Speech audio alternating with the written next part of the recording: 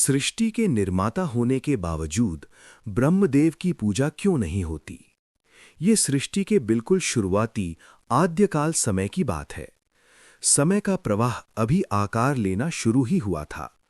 विश्व के सभी नियम, धर्म, कर्तव्य, देवी देवताओं की आपसी पहचान और अधिकार क्षेत्र जैसी बातें अभी तय नहीं हुई थीं।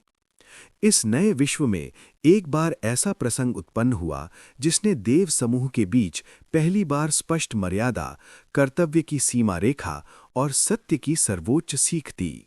इस प्रसंग का उल्लेख शिव पुराण की विद्येश्वर संहिता के साथ-साथ पद्म पुराण और लिंग पुराण में भी मिलता है।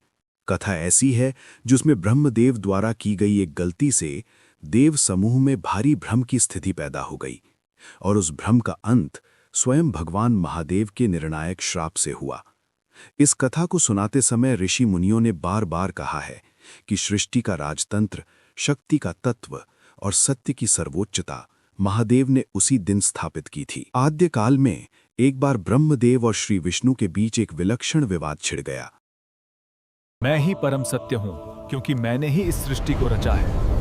यह तुम्हारा अहंकार है ब्रह्मा। तुम श्रेष्ठ दूसरा कौन? तो श्री विष्णु ने कहा, सृष्टि के निर्माण से पूर्व मैं विद्यमान था और सृष्टि का पालनकर्ता मैं हूं, इसलिए श्रेष्ठता मेरी ही है।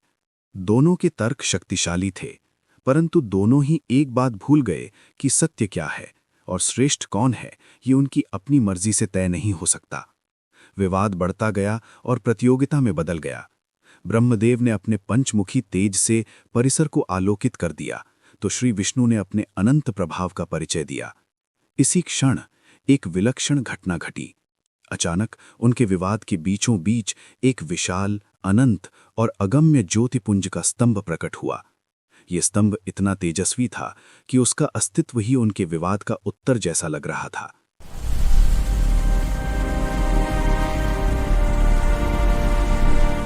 मैं पंचमुखी हूं। मैं ऊपर जाकर इसका अंत ढूंढकर दिखाता हूं। यदि मैंने इसका अंतिम सिरा पा लिया तो यह सिद्ध हो जाएगा कि मुझसे बड़ा कोई नहीं है। दूसरी ओर श्री विष्णु बोले, मैं इसके मूल यानी जड़ तक जाता हूं। यदि मूल मिल गया तो मेरी श्रेष्ठता सिद्ध हो जाएगी। विष्णु भगवान ने वराह अवतार धारण किया और पाताल के भी नीचे उतरने लगे। वे नीचे चलते ही गए पर अंत नहीं मिला। ऊपर की दिशा में ब्रह्मदेव ने हंस का रूप धारण किया और आकाश के पार उड़ने लगे। काफी समय बीत गया पर स्तंभ का सिरा नहीं दिखा। विष्णु भगवान थक गए और उन्होंने ईमानदारी से स्वीकार कर लिया कि ये स्तंभ उनकी समझ से परे यानी अनंत है। परंतु ब्रह्मदेव लौटते समय एक अजीब विचार से ग्रस्त हो गए। उन्हें लगा कि यदि उन्होंने कह दिया कि सिरा नहीं मिला तो उनकी श्रेष्ठता सिद्ध नहीं होगी। उन्हें ऊपर जाते समय केतकी का फूल दिखा जो नीचे गिर रहा था। ब्रह्मदेव ने उसे रोका और झूठी गवाही देने के लिए अपने साथ ले लिया। वापस लौटते ही ब्रह्मदेव बोले, मैं ज्योतिस्तंभ के शीर्ष तक पहुंच गया, मैं ही सर्वश्रेष्ठ हूं। केतकी के फूल ने भी झूठी गवाही दी। तभी उस अनंत स्तंभ से स्वयं भगवान शिव प्रकट हुए। भगवान शिव ने गंभीर स्वर में कहा, हे विष्णु, तुमने सत्य का पालन किया, इसलिए तुम्हारा स्थान अटल रहेगा। इसके बाद वे ब्रह्मदेव की ओर मुड़े और कहा, हे ब्रह्मा, तुम सृष्टि के निर्माता होकर भी आज सत्य का पालन न करते हुए झूठ बोले।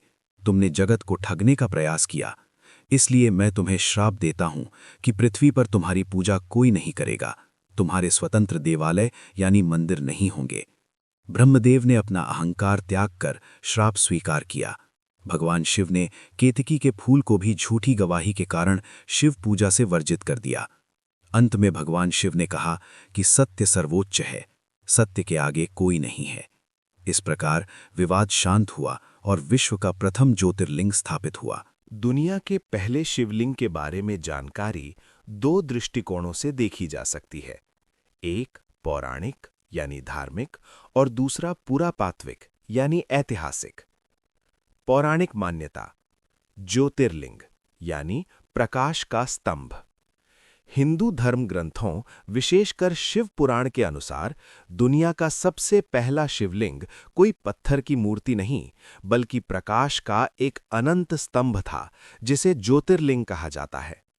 जब भगवान ब्रह्मा और भगवान विष्णु के बीच श्रेष्ठता को लेकर विवाद हुआ, तब भगवान शिव एक विशाल अग्नि स्तंभ यानी ज्योतिर्लिंग के रूप में प्रकट हुए, जिसका न आदि था और न अंत। ये शिव का पहला निराकार स्वरूप माना जाता है। पृथ्वी पर स्थापित 12 ज्योतिर्लिंगों में सोमनाथ ज्योतिर्लिंग को प्रथम ज्योतिर्लिंग माना जाता है। दूसरा, ऐतिहासिक प्रमाण, गुडिमल्लम शिवलिंग। इतिहासकारों और पुरातत्वविदों के अनुसार दुनिया का सबसे प्राचीन भौतिक शिवलिंग गुडिमल्लम है। ये आंध्र प्रदेश के चित्तूर जिले के पास स्थित है। वैज्ञानिक रूप से ये शिवलिंग 3री शताब्दी ईसा पूर्व यानी 3rd सेंचुरी BCE का माना जाता है, यानी ये लगभग 2300 साल पुराना है। विशेषता, इस शिवलिंग की बनावट आधुनिक शिवलिंगों से अलग है। इसमें भगवान शिव की एक आकृति भी उकेरी गई है।